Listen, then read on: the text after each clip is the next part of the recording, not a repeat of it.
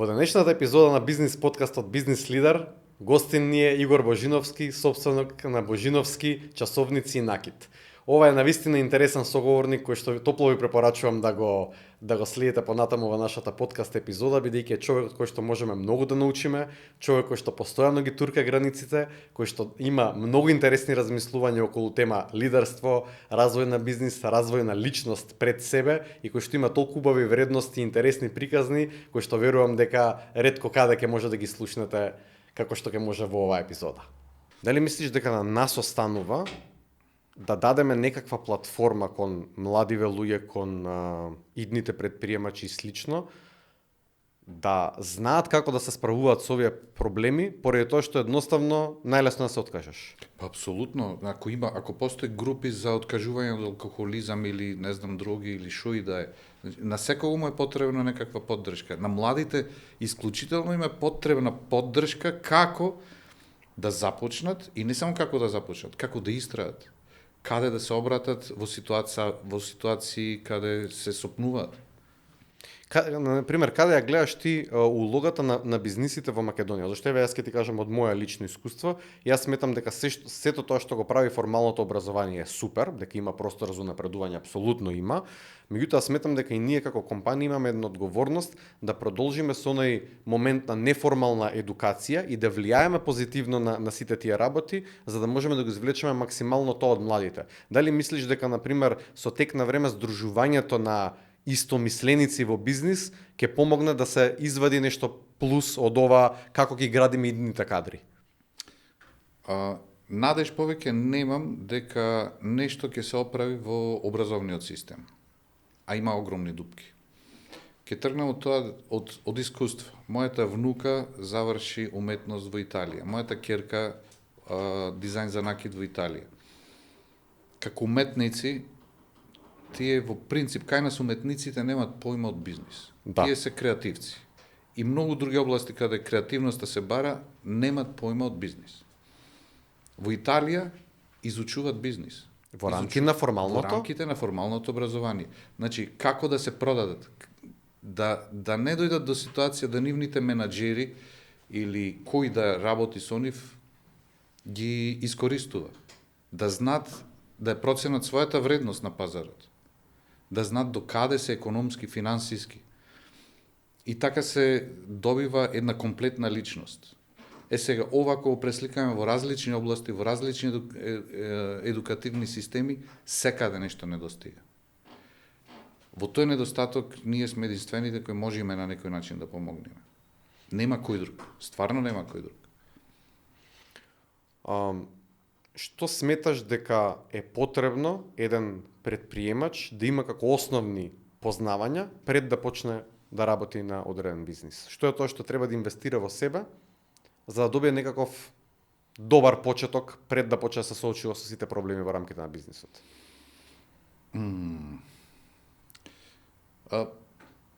Пред се треба да носи нешто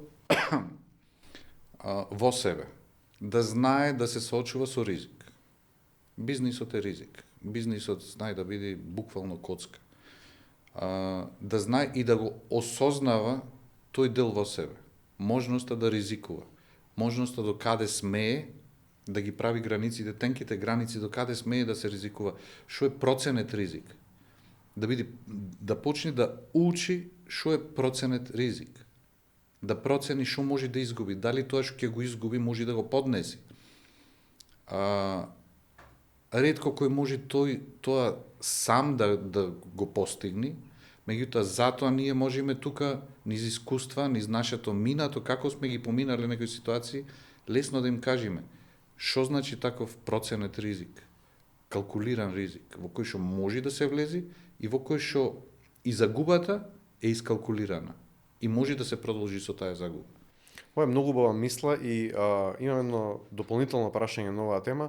Дали сметаш дека луѓето кои што имаат аверзија кон ризик се мачат повеќе во бизнис? Кои што играат само на безбедни мали чекори? Не би рекол дека се мачат. Има различни типови на луѓе. Некои се задоволни со одредено ниво на постигнување. И тука нема ризик. и не би рекол дека се мачат, баш заради тоа, бидејќи тие така сакат. Или пак не познаваат нешто друго. Толку гледаат црно и црвено, меѓутоа не гледаат зелено и плаво. И не можеш да им кажеш нив дека плавото е убава боја. Ризикот е нешто што се учи низ игра. Мислам дека уште од мали деца треба, некои родители можат, некои родители знаат, некои родители не знаат. Меѓутоа, ризикот мислам дека се учи од детство. Колку е тоа врзано со креативноста и колку креативноста во бизнис помага? Многу. Например, еве креативноста кај тебе конкретно, што ти има помогнато во тоа да ти отвори некои нови видици и да пробаш некоја друга авенија за твојот бизнис конкретно? Не знам, јас се сметам за некоја поинаква сорта. Кај мене тригер е кога ќе чујам од некој дека нешто не е возможно. Ако го чујам тој збор, и сите сензори ми се уклучуваат. И тоаш почнувам креативно да размислувам како тоа невозможно може да се трансформира во возможно. И тука сум фокусиран целосно. Тоа е кај мене, на таков начин функционирам. Не верувам дека може тоа да се имплементира кај секого, ниту дека е возможно, меѓутоа тоа е кај мене така функционира. Колку треба сме лагодни со порази во бизнис? Многу. Така? Многу. Значи, поразот е она што не учи како следниот пат да бидеме подобри. Поразот не е губење, поразот не е уназадување, поразот е школа. Секој пораз е школа. Јас никогаш не можам да речем дека нешто ме поразило, дека нешто ме вратило назад. Туку од секој еден таков момент сум научил како да бидам подобар следниот пат. Значи, реално гледано, од победите не учиме, ама имаме некаква добивка и... Победите не носат во лагодни ситуации. Во комфорт зона. Во комфорт зона победите не убедуваат дека ние сме непобедливи. И тоа ќе не доведи да паднеме вистински на крај.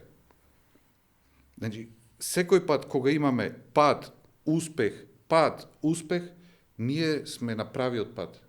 Кога има само успех континуирано, сме пред огромен пат. Ќе се залажиме, ќе не заведи тоа и ќе не излажи дека ние сме непобедливи. Дали тоа значи дека секој лидер неизбежно е дека мора да иновира? Апсолутно. Колку е погубно да не се иновира? Ај, од таму да тргнеме. Страшно погубно. Страшно погубно. Значи, тоа станува бизнис кој што нема да биде забележан никаде, од никого, може би ќе биде голем бизнис. Меѓутоа, кој е задоволството кој го носи тој, некој собственик кој го води тоа, не знам. Јас не би рекол дека е задоволен.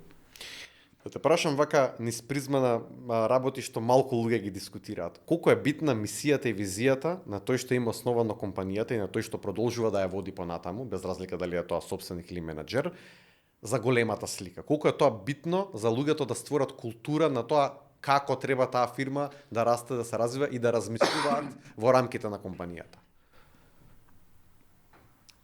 Ако неам сон, неам за шо да станам сабајлето и да го сонувам денски тој сон. Ете, тоа би било одговорот. Сега ќе ти кажам нешто, како мојата ќерка стигна до дизајн за накид во Италија. Кога таа беше 14 години, имам уште 2 сина, ги собрав дома сите и им кажувам дека јас решив да го продадам бизнисот. Решив да го продадам бизнисот, бидејќи сметав дека сум постигнал некој плафон, дека од тука натаму можам уште нешто да додам, меѓутоа можам и да не завршам повеќе славно како што сакав. Од друга страна, дека децата никој не ги прашува дали сакат да продолжат со бизнисот, туку тие едноставно по дефолт сваќаат дека морат да продолжат. И тоа не е фер за нив. И размислувајќи така, јас фатив дека сакам да го продадам бизнисот.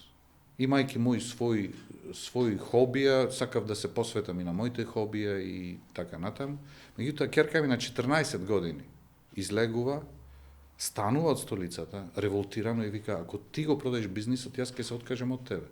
Јас сакам да го продолжам бизнисот, да студирам дизајн за накид, и тоа во Италија, и тоа го направи самата. Тоа е спонтано, тоа не е планирано, меѓутоа тоа е цел и визија.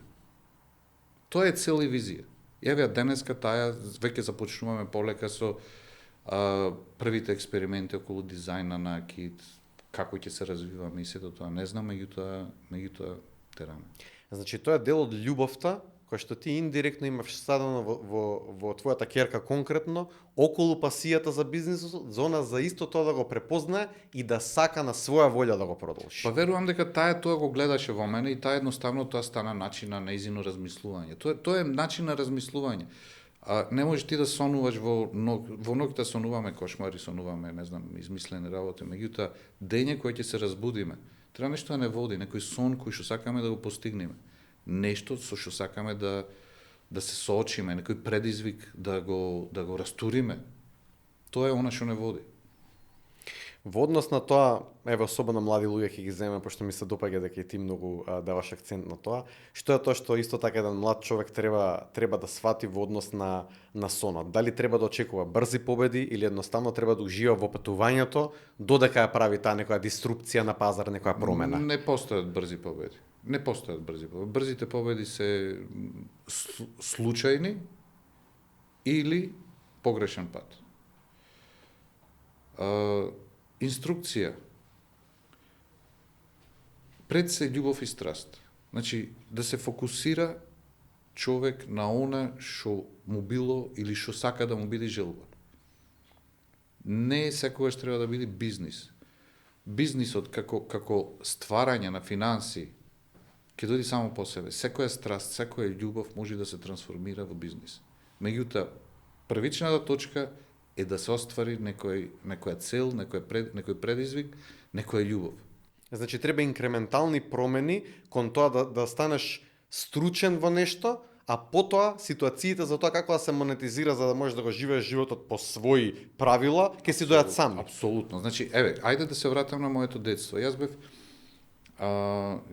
имав широка палета на големи интереси во кои бев страствено заљубен. Значи, ако почнем од електроника, ако почнем од воздухопловно моделарство, хемија, математика,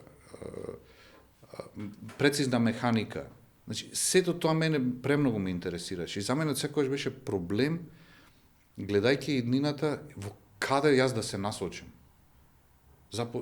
Започнав да студирам електротехника, во меѓувреме мојата љубопитност ме водеше до таму да не постоеше уред, апарат кој што не го имав растурено, бидејќи бев љубопитен што внатре има. И секако сето тоа завршуваше со катастрофа, никогаш ништо не проработи. Меѓутоа, повремено нешто ќе успеев да вратам во оригинална состојба. Многу растурав часовници, оние инса старите, будилници, не знам, потоа и некои рачни часовници, многу растурив и многу уништив часовници. Меѓутоа, попатно научив доста за таа прецизна механика, која што сакал или не подсвесно, кај завршив со часовничарство. Исто имав многу голема љубов кон дизајн и кон накид. Го изучив комплетно процесот за производство на накид, комплетно. Изработував рачен накид, златен, сребрен накид. Тоа го работев, продавав по улици, по туристички места. И бизнисот го започнав некако во облак, меѓутоа обидувајќи се да остварам една од тие многу аспекти на желби, љубови, страсти. Започнав со накид, знајќи го веќе целиот процес на изработка на накид, а во меѓувреме размислував за таа прецизна механика часовници и така, како втор чекор дојдоа часовниците. Значи бизнисот само беше последица на страста. Апсолутно. И беше начин како да се монетизира тоа што сакаш ти да го работиш во тој момент под претпоставка до крајот на животот. Да. Како се менуваат апетити, како расте бизнисот? Колку е битно, претходно го спомнав, тоа ми е многу интересна тема, колку е битно човекот покрај работа да има и хобија. Дали е погубно да се изгубиш целосно во работата и тоа да ти остане се, или колку е битно убава распределба, не мора еднаква, бидејќи не верувам јас лично во прецизен work-life balance, туку верувам во давање приоритети во даден момент, дали е на семејство, дали е на хоби, дали е на личен раст и развој на бизнис. Баш ми се допаѓа прашањето. Вака, јас од секојаш сум имал хобија. Од секојаш, од дете, од мало дете, и сум се губел во тие хобија, ама буквално сум се губел. Има период од мои 9 години кога започнав во аероклубот како моделар Јас знам дека ноќи сум поминувал во работилницата, работејќи, губејќи се во таа страст, љубов. И кога започна бизнисот, всушност јас сега во моментот го визуализирам тоа. Всушност тоа не беше бизнис, тоа беше хоби. Тоа беше задоволство, тоа беше исполнување на некоја нова страст, влегување во некоја нова страст. И во еден одреден период, додека тој бизнис го развивав, додека излегував од долговите, додека креирав стратегии како да станам поинаков од масата на мали бизниси кои се непрепознатливи, немав потреба од некое друго хоби. Тоа ми беше хоби, задоволство, сонување, дење, ноќе, будење. Меѓутоа, кога полека сето се стабилизира, кога полека ги постигнав своите основни потреби, се екипирав, имам прекрасна екипа, имам фантастичен тим, Dream Team. Секако дека мојата потреба да ги задоволувам моите потреби од хобија се вратија. И полека повторно си се вратив моето хоби, летање, возење мотор, милион работи. Многу често ве гледам дека, знаеш, многу луѓе знаат да се изгубат во бизнисот, да речат ова ми е тоа што ме прави среќен, само овде ќе посветам време и внимание и се забораваат да си посветат време и внимание на себе. Едно е од ова што го зборувавме до пред малку со хобија, колку е на пример личното здравје, фитнесот, еве да го кажем, добрата исхрана, да се пазят тие лоши навики, да се одвикнеш од лоши навики со кои што се стекнуваме, како влегуваме во комфорт зона на работење, турбо и посветување целосно на бизнис, колку тој баланс е битен? Тој баланс доаѓа со самоспознавањето. Значи, тука веќе можеби ќе навлеземе малци во психологија и не знам. Многу е битно човек да се истражува самиот себе.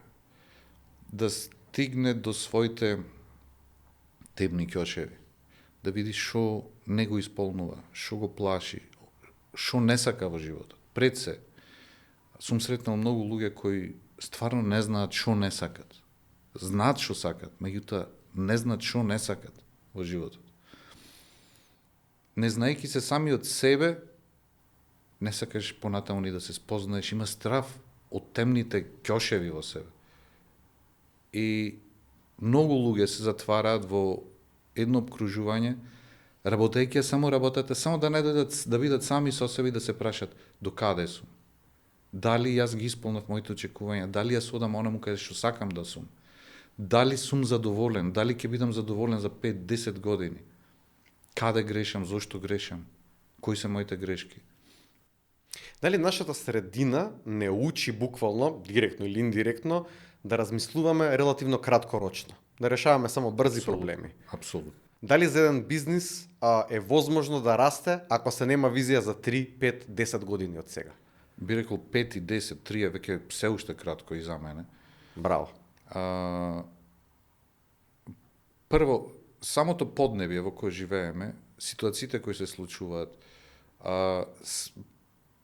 политичките флуктуации кои што не дозволуваат една стабилност, да знаеш што ќе те очекува за 5 и 10 години, те тера да размислуваш краткорочно. И тоа е погубно за бизнисите. Стварно погубно. Кој е балансот кој јас успеав да го воведам за себе, меѓутоа и за целата констелација во мојата компанија, е дека ние правиме стратегии за 5 и за 10 години, меѓутоа сме толку флексибилни да преку ноќ променуваме работи во зависност од промените економски, политички, трендови, што и да е. И тој баланс го направивме совршено. Значи, нема тука, не е во прашање дали ние отстапуваме од нашиот план. Не, ние еволуираме, се прилагодуваме на секоја една промена експресно брзо, преку ноќ. Дали тој мајндсет веќе владе кај тебе во организација? Апсолутно. Тоа е единствениот мајндсет кој што владе. Како се обучува за тоа, еве? Не се обучува, тоа се живее. Тоа така. Значи, имам вработени кои што се 15, 20 години и на дел од нив им требаше можеби 10 години за да можат да навлезат и да го прифатат тој мајндсет како свој мајндсет. Така е, тоа не се наметнува, тоа не се учи. наметнува, не. Тоа се природно гледа. доаѓа. Па ништо не се наметнува. Ништо не се наметнува. Ништо не може, многу е тешко да се пренеси знаење само со книга или само со зборување. Знаењето, посебно однесувањето, се прифаќа. Или се прифаќа или се отфрла. Се гледа, се прифаќа или се отфрла. Толку. Дали луѓе кои што без разлика колку се талентирани во една организација, ако не ја живеат културата на таа компанија, дали на долг рок се погубни за една таква организација? Да. На долг рок ќе се појави незадоволство. Незадоволството и да не се зборува се чувствува. Тоа е енергија која што не може да биде занемарена во едно обкружување и еден дисбаланс во таа енергија создава целосен дисбаланс во целиот тим. Има баш едно истражување што покажува дека непродуктивни луѓе, кога ги ставиш во просторија со продуктивни луѓе, наместо тие да станат попродуктивни, тие шират непродуктивноста. А од друга страна, па продуктивни луѓе кога ќе ставиш во обкружување каде што е прилично нормално, меѓутоа нема некој предизвик, тие го креваат моралот на екипата со која што работат и придонесуваат многу да се дигне. Снимале ли вакви во организација примери? Секогаш. Огромна енергија е потребна за еден непродуктивен, нека не е и непродуктивен, нека биде незадоволен или некомпатибилен. Огромна енергија е потребна да се вложи од целата екипа за да пробат да го адаптират да влези во тој тим. И на крај најчесто испаѓа дека е невозможно. И најчесто самиот тим ги отфрла тие што не или се самиот сопретни. ќе свати дека не припаѓа во тимот или тимот ќе го отфрли или како и да е. А колку е тешко да се изгради структура која што може независно да работи без сопственикот кој што секогаш е познат како тато ке среди? Ужасно тешко. Бескрајно долго. Дали е тоа процес на континуирано учење и пренесување знаење? Апсолутно. В година славиме 30 години од нашата фирма. Браво. Тоа е стварно јубилеј. И еден од моите соништа беше кога ќе имам екипа која ќе може самостојно да работи. И ми беше скоро неостварливо. Мислам, само сон и нешто што предпоставува дека никогаш нема да го достигнам, бидејќи бев соочен со искуствата, бев соочен со проблемите. Меѓутоа сега веќе можам да кажам дека екипата е целосно самостојна, дека да, јас сум тука за да им дадам поддршка, да им дадам буст, да ги усмерите кон мисијата. Да излезам со некоја нова провокативна стратегија, нова визија или нешто ново. Или предизвик со кој што повторно ќе разбудам нивната енергија за ајде да го направиме тоа. И тоа постојано го правам. И мислам дека тоа е уствари мојата задача веќе. Друго неам како посебна задача. Сега да можеш да се вратиш назад во времето, каде би направил рез, каде би си дал себе си совет за некаква оддишка и побрзо да донесеш одлука, и што е тоа што би променило во целата констелација? Една од големите сопки е кога се чувствував несигурен, а постојано има луѓе кои сакат да дават совети. И од ова гледна точка, многу од советите не е да не се добронамерни, не се добросмислени. Прво, едни совети се дадени паушално, колку да ти дадат една утеха во момент на ако е проблем или брза помош во ситуација на двојба. Друга страна, има многу совети кои што сум ги слушал, кои сега ги гледам дури од страна на завист. Значи, од страна на завист, па као добронамерен совет, но тоа дефинитивно би ме успорило во движењето. Што сакам да кажам? Би си дал совет шо помалку да ги слушам советите на другите, кои не се компетентни. Не се компетентни заради тоа што никогаш не можат да бидат во проблематиката во која што сум јас. Така е. Единствениот совет кој што е прифатлив е терај напред. Не подклекнувај, главата горе и терај напред. Тоа е единствениот совет кој што треба да му се даде на некој. Колку е погубно да се чека многу за да се донесе одлука? Многу. Значи, дали тоа значи дека брза одлука, па макар и погрешна, е подобра, отколку чекање? веројатноста да се сгреши и вака и така постои. Така. Брзината на одлуката најчесто е раскрсницата помеѓу успех и неуспех. Еве уште едно нешто, што би си дал како еве слично на ова што ме праша, што би си дал совет на мој 20 години? Би си рекол, продај бубрек, заложи се и оди по Ролекс. 90-тите одма. Така. 90-тите години Ролекс и не беше така недостапен и можам да кажам дури и нема некоја јасна цел и стратегија. Лесно достапен беше. И тогаш ќе можев да влезам во Ролекс. Сега е скоро невозможно, не се предавам. Има да ја водам ова битка Значи, до крај. тоа е онака целта. Ќе го решам па што сака нека биде. Меѓутоа, да можам да си кажам нешто сега на мој 20 години, оди по Ролекс. Продај бубрек и оди по Ролекс. Со таа енергија, со таа визија, Да. со таа замисла ќе беше лесно изводлива вака. Да, да. А инаку, Добро, фер. околу мојата упорност, реков нема да се предадам ни за Ролекс, поминав 7 години, борејќи се да го добијам ТИСО. 7 години, константна борба. 9 години се борев за Лонжин. Уф. Добро. 12 за Омега. 12, константно. Без никаков прекин, константно. Менување на стратегии, менување на цели, идеи, контакти, комуницирање. Меѓутоа, таа е моја упорност. Тоа е феноменално. А дали е исто така грешка во бизнис ако си зададеш неколку големи цели одеднаш? Зависи... Или во рете? Зависи дали целите се во ист правец. Ако се во ист правец, може да се сопниш едно од друго. Меѓутоа, ако се во различен правец, различни нешта, апсолутно е, за мене е прифатливо. Всушност, јас најчесто имам многу цели, кои што... И како фокусот го подесуваш, за да не се разводни енергијата? Јас многу често слушам дека мултитаскингот е непродуктивен. Да. Меѓутоа, јас ако не функционирам мултитаскинг, јас не функционирам. Така, значи сепак зависи до човекот. Ама јас сум некој адреналин джанки кој што ми е потребно притисок и ми е потребно предизвик од сите страни, ми е потребно да се наоѓам на ивица од амбис. Значи потребно ми е за да знам дека сум жив. Потребно ми е да знам дека морам да сум фокусиран за да не паднам во амбисот.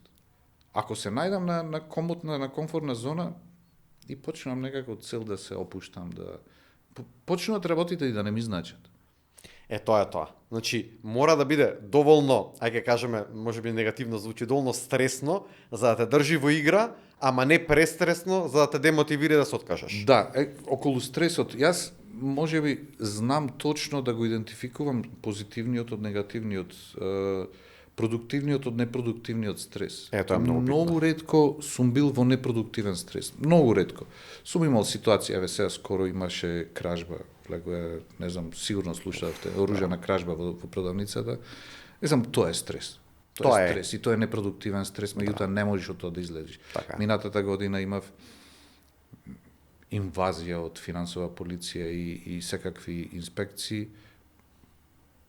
Беше страшно, беше слично како А1 кога го затвараа, не знам зошто, по некоја дојава, најава, не знам што, тоа е стрес. Да. Меѓутоа, ако ги тргнам тие работи од кои што на вистина неам ни влијание, Така, тоа е надворешно. сите други стресови ги контролирам и секој стрес ми е продуктивен уствари. Мене ме предизвикува, јас сум стресен бидејќи сакам да постигнам, да докажем, да покажем и тоа е позитивен стрес за мене.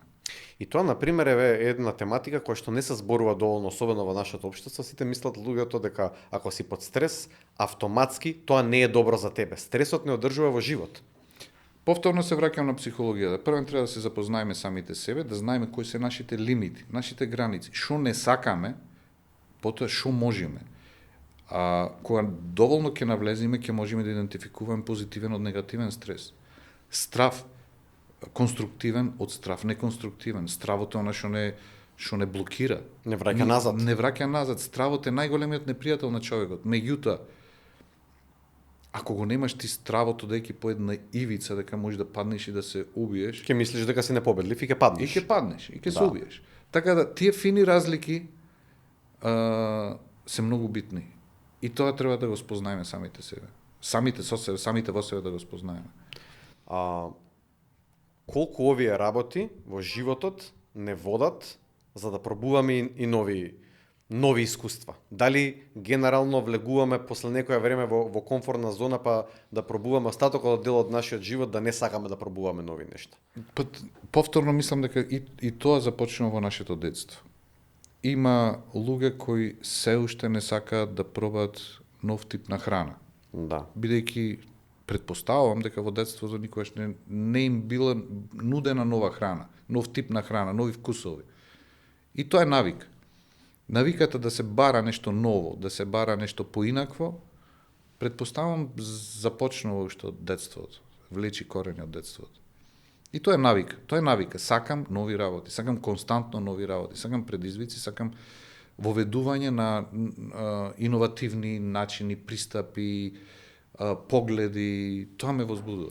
Како се, да речеме, пренесува таа желба за иновација и внатре во организацијата? Како можеме да ги мотивираме нашите колеги на работа, нашите вработени менаџери, целата структура да се чувствуваат послободно да може да ги дадат тие идеи за нешто ново?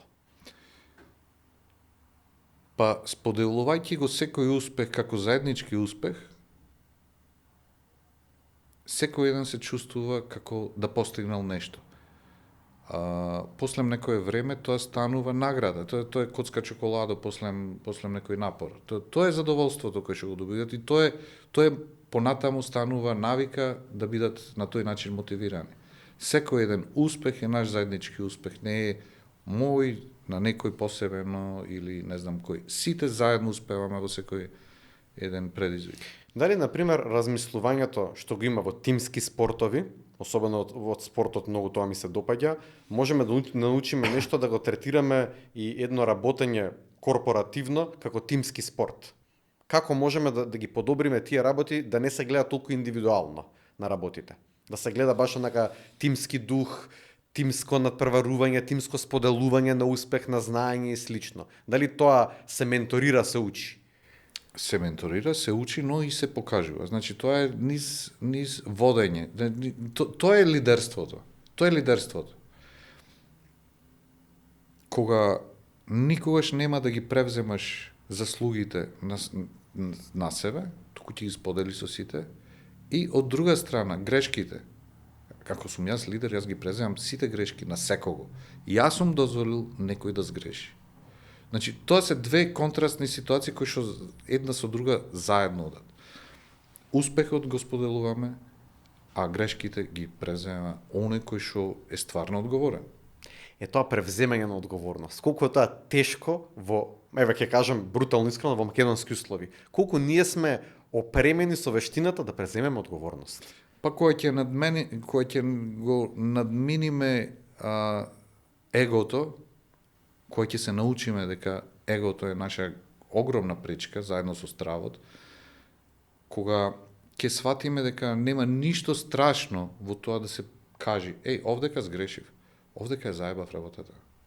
И нема тука грешка уствари. Од ова сега да видиме што можеме да научиме и како да ја оправиме работата. Толку. Simple. Комуникацијски, колку сме опремени, особено бизнисите во Македонија, за отворена комуникација во рамките на една компанија? Колку разрешување на конфликти ни е потребно како вештина? Многу. И колку од организациите сакаат да работат на тоа? Многу. Ние сме мала компанија. Сега сме околу 50 вработени.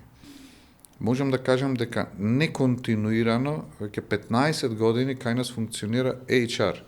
Значи, уште од времето кога сме биле 30, можеби под 30. Тоа е премногу мала компанија за да има HR.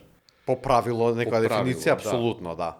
Да. Попатно променавме многу концепти на HR, бидејќи сме премногу мали, класичен HR воопшто не одговара кај нас. HR е покрај меките вештини, HR-от знае да биде и доста суров во смисла правила, прописи, така. Баш на кадрово кон времето. Кадрово, рапортирање. И сега тука се губи она финоста што кај нас ја има, флексибилноста што кај нас во мала компанија ја има.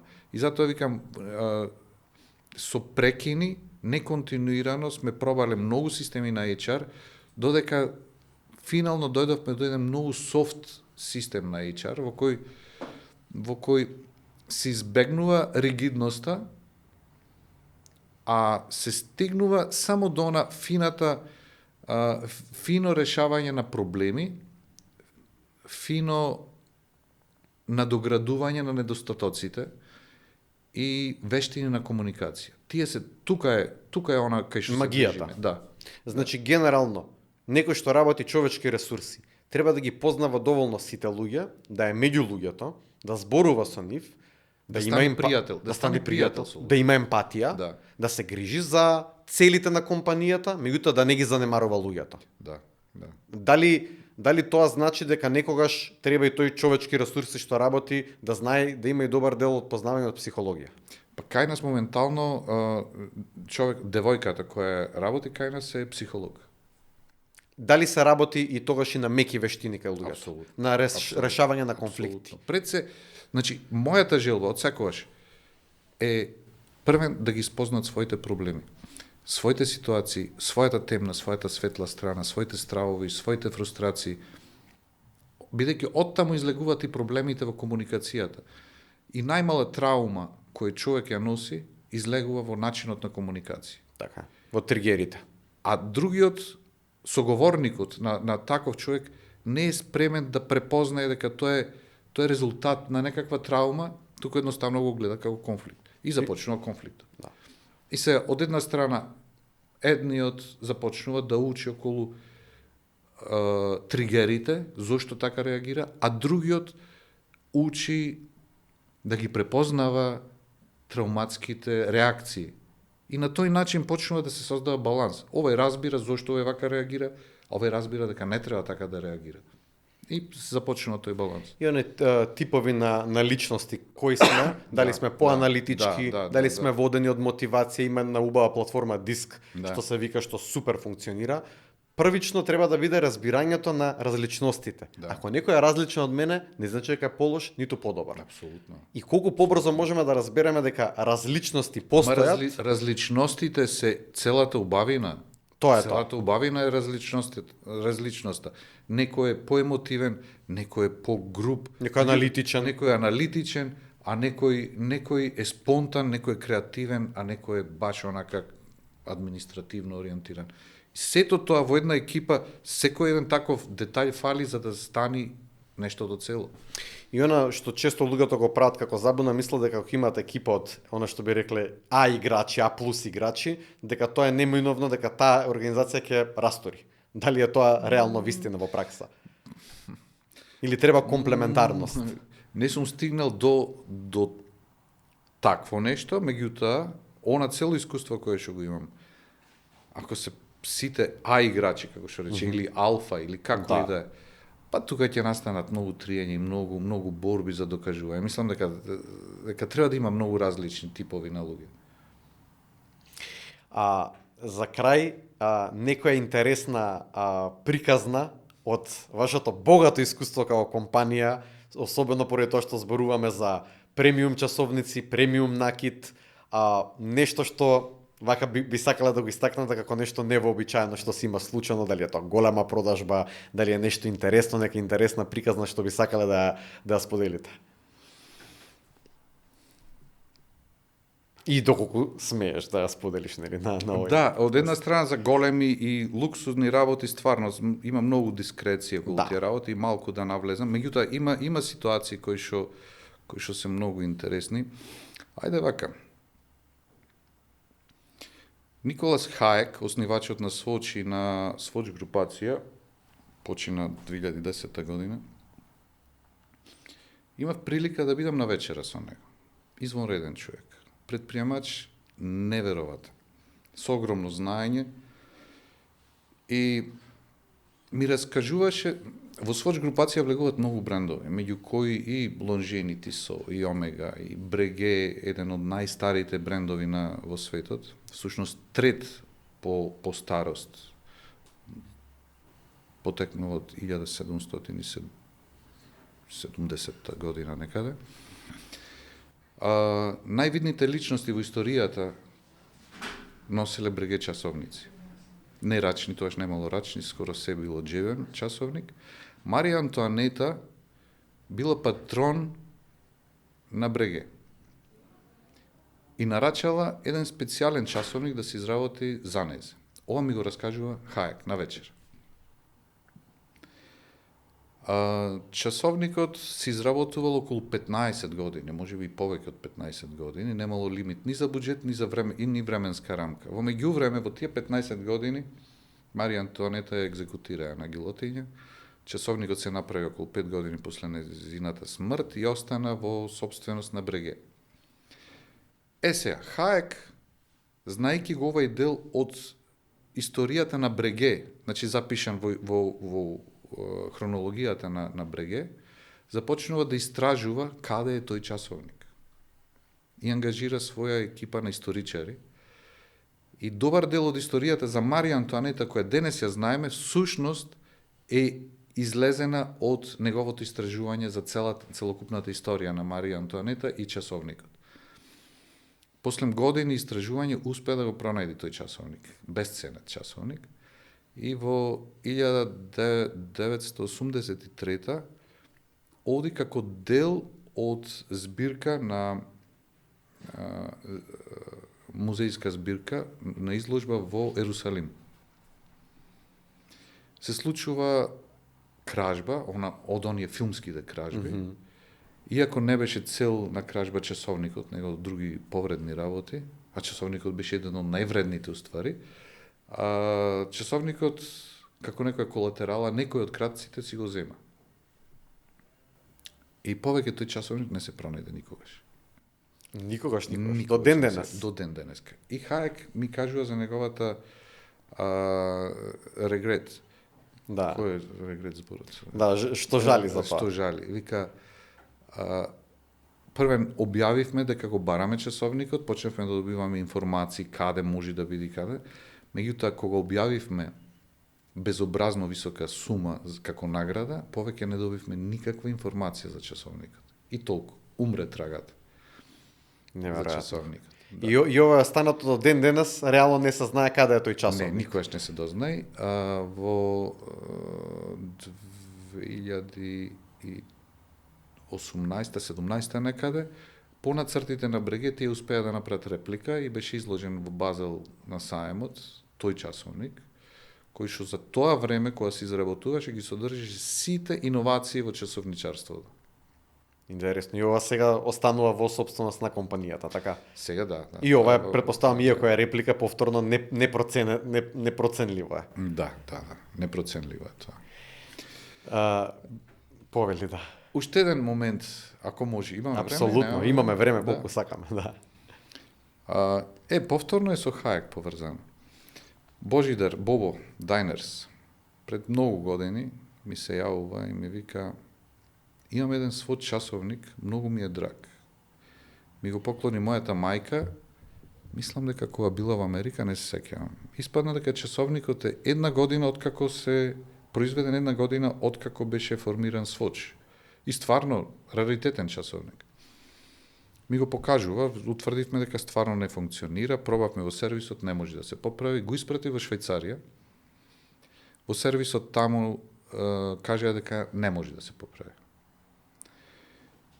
А кај тебе не фаќа тоа, не може. Да, една од тие работи. Да. И веќе познавајќи го Хаек, му се обратив на Хаек лично. И го замолив дали постои некаква можност нешто да се направи. Тој не ми одговори. И по 2 недели ми пристигна нов таков часовник. И потоа ми каже, тој имаше, тој починат, сега син му продолжи, има колекција по 3 часовници од секој еден произведен сводч часовник. И тој од неговата лична колекција ми го испрати тој часовник и нормално Бобо сега има еден нов и стварно вреден стар сводч часовник. Ова е стварно добра приказна која што вреди вака се сподели, пошто која е веројатноста дека ова можело да се случи без конекцијата што се имал директно? Не ни очекував, не знам ни зошто се обратив, меѓутоа тоа е тоа. Не се предавам, ќе пробам сите можни работи, иако не ни очекував, не верував дека е Да, одиш со лимитирани очекувања, меѓутоа одиш да пробаш да го решиш проблемот. Да. Бидејќи едноставно тој мајндсет дека нешто не е возможно е ограничувачки за секој од нас како индивидуа. Ако се повикаме по тоа, никогаш нема да има раст, и ќе се вратам на што го кажа, кога не се познаваме себе си, кога можеме си ги туркаме границите, нема да има раст и развој, кога нема раст и развој, има хронично незадоволство. Немаше ни на месечина да стапнеме ако беше тоа. Така, или ќе видиме Илон Маск дали ќе не однесе и на Марс за догледно време. Игор, ти благодарам многу. Мислам, барем јас еве лично ужива во ова, сигурен сум дека и сите гледачи ќе уживаат во ова што ќе го видат од нашава епизода и дефинитивно јас ќе најдам простор кога ќе бидеш повторно слободен за втор дел, бидејќи имам уште тон интересни прашања кои што би ти ги поставил. Јас не сакам многу вакви говоранци, меѓутоа морам да ти кажам дека беше свежо и освежително за мене и окей, супер беше. Ти благодарам. Ќе бидам гостин. Ти благодарам. Фала и тебе.